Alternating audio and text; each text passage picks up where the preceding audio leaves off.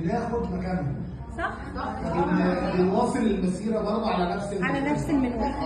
جات لي ام زعلانه على نفسها. ليه؟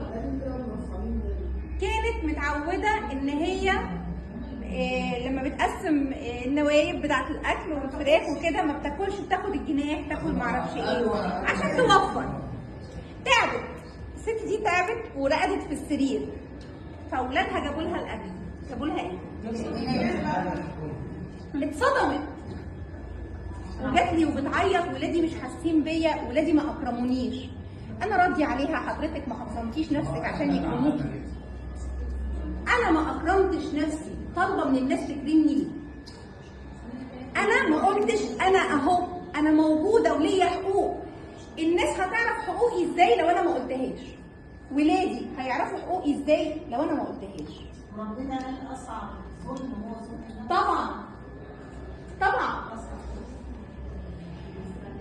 انه هي علمت ولادها يجيبوا لها هدايا في عيد ميلادها وفي عيد الام، وكانت بتقول لي مفيش حاجه اسمها مطلبش. لا، مفيش حاجه اسمها الاهتمام ما بيطلبش، لا بيطلب، وبتطلب من ولادها وبتزعل لو ما جابوش. هل هي كده ست مش طبيعيه؟ لا، هي طبيعيه جدا. هي عملت ايه؟ هي خلقت جواهم عاده اسمها التقدير. انا بقدر امي، بقدر ابويا. لا حضرتك، هيقدروا الناس التانية ومش هيقدروا. لا حضرتك، هيحترموا الناس التانية ويقدروهم كويس قوي، هيجوا عندك. حضرتك ما قلتلهمش. عارفه حضرتك ابسط حقوقك مع اولادك في البيت ايه؟